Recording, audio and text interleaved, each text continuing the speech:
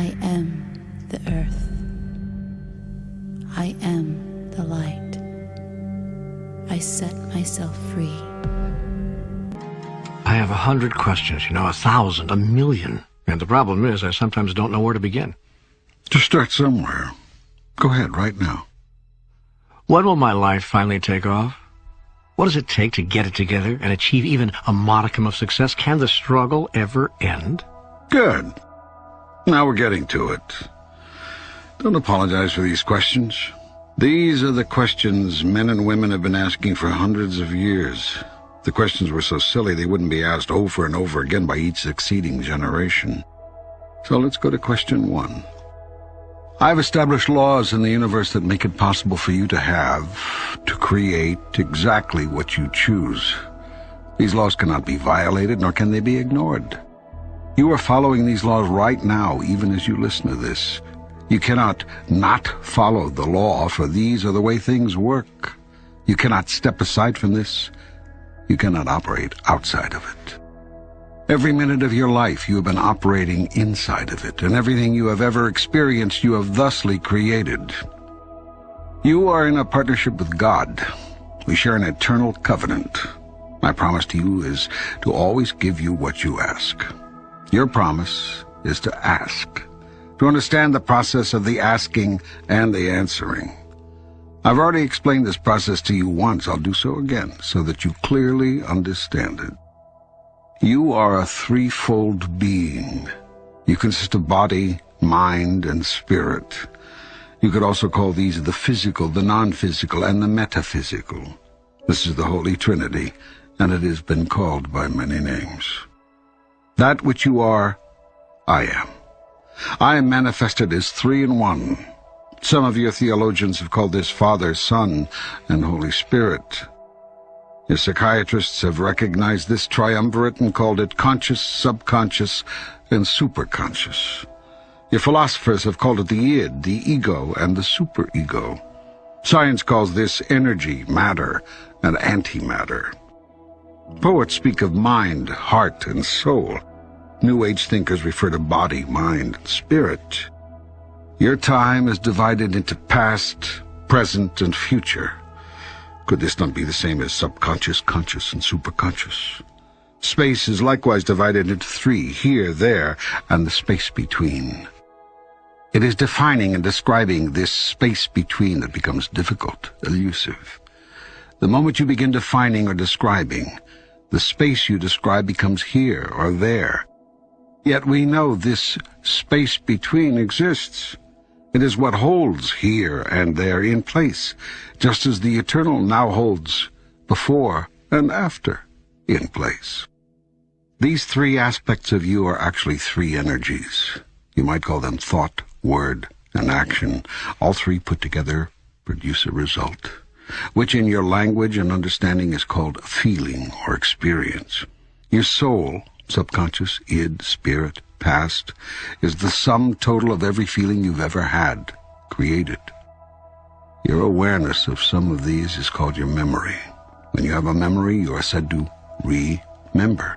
That is, to put back together, to reassemble the parts.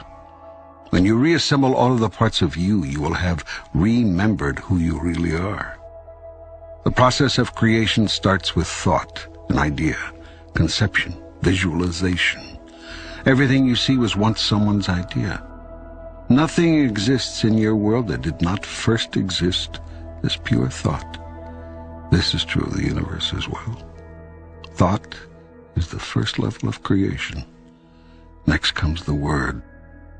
Everything you say is a thought expressed. It is creative and sends forth creative energy into the universe. Words are more dynamic, thus some might say more creative than thought, because words are a different level of vibration from thought. They disrupt, change, alter, affect the universe with greater impact. Words are the second level of creation. Next comes action. Actions are words moving. Words are thoughts expressed. Thoughts are ideas formed. Ideas are energies come together. Energies are forces released. Forces are elements existent. Elements are particles of God, portions of all, the stuff of everything. The beginning is God. The end is action. Action is God creating, or God experienced. Your thought about yourself is that you are not good enough, not wondrous enough, not sinless enough to be a part of God, in partnership with God. You have denied for so long who you are that you've forgotten who you are. This has not occurred by coincidence. This is not happenstance. It is all part of the divine plan. For you could not claim, create, experience who you are if you already were it. It was necessary first for you to release, deny, forget your connection to me in order to fully experience it by fully creating it, by calling it forth. For your grandest wish, and my grandest desire, was for you to experience yourself as the part of me you are. You are therefore in the process of experiencing yourself by creating yourself anew in every single moment, as am I, through you. Do you see the partnership? Do you grasp its implications? It is a holy collaboration, truly, a holy communion. Life will take off for you, then, when you choose for it to. You have not so chosen as yet. You have procrastinated, prolonged, protracted, protested. Now it is time that you promulgated and produced what you have been promised. To do this, you must believe the promise and live it. You must live the promise of God. The promise of God is that you are His son, her offspring, its likeness, His equal. Here is where you get hung up. You can accept His son, offspring, likeness, but you recoil at being called His equal. It is too much to accept. Too much bigness, too much wonderment, too much responsibility. For if you are God's equal, that means nothing is being done to you and all things are created by you. There can be no more victims, no more villains, only outcomes of your thought about a thing. I tell you this, all you see in your world is the outcome of your idea about it. Do you want your life to truly take off? Then change your idea about it, about you. Think, speak, and act as the God you are. Of course, this will separate you from many, most of your fellow men. They will call you crazy. They will say you blaspheme. They will eventually have enough of you. They will attempt to crucify you. They will do this not because they think you are living in a world of your own illusions. Most men are gracious enough to allow you your private entertainments. But because sooner or later others will become attracted to your truth, for the promises it holds for them. Here is where your fellow men will interfere. For here is where you will begin to threaten them. For your simple truth, simply lived, will offer more beauty, more comfort, more peace, more joy, and more love of self and others than anything your earthly fellows could contrive.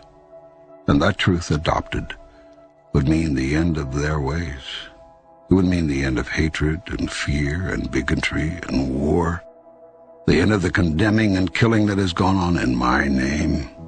The end of might is right, the end of purchase through power, the end of loyalty and homage through fear, the end of the world as they know it, and as you have created it thus far. So be ready, kind soul, for you will be vilified and spat upon, called names and deserted, and finally they will accuse you, try you, and condemn you, all in their own ways, from the moment you accept and adopt your holy cause, the realization of self. Why then do it? Because you are no longer concerned with the acceptance or approval of the world. You are no longer satisfied with what that has brought you. You are no longer pleased with what it has given others. You want the pain to stop, the suffering to stop, the illusion to end. You have had enough of this world as it presently is. You seek a newer world. Seek it no longer. Now, call it forth. Yes, well, can you help me to better understand how to do that?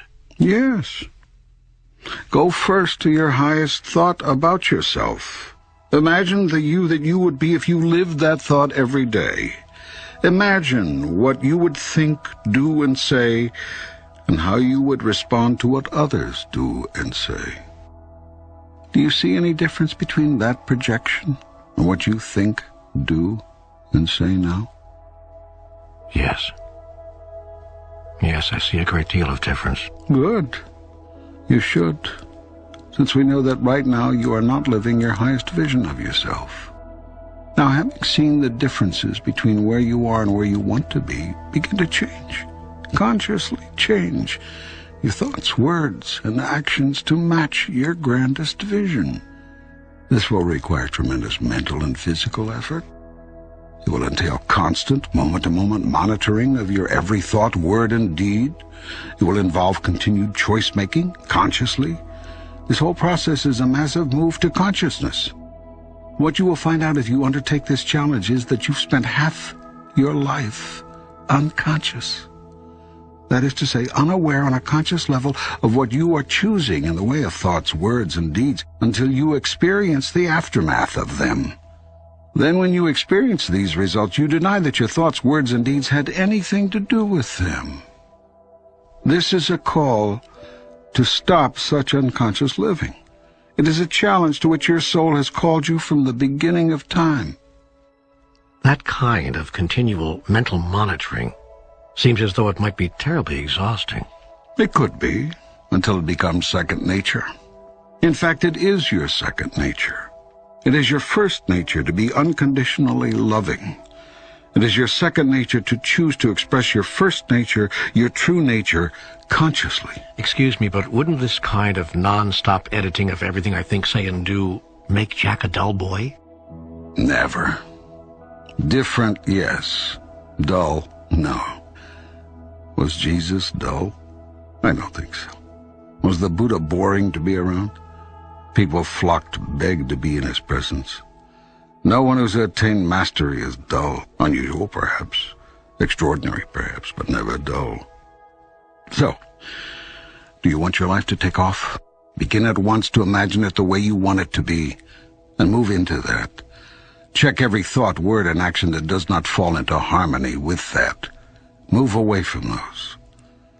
When you have a thought that is not in alignment with your higher vision, change to a new thought, then and there. When you say a thing that is out of alignment with your grandest idea, make a note not to say something like that again. When you do a thing that is misaligned with your best intention, decide to make that the last time. And make it right with whomever was involved if you can.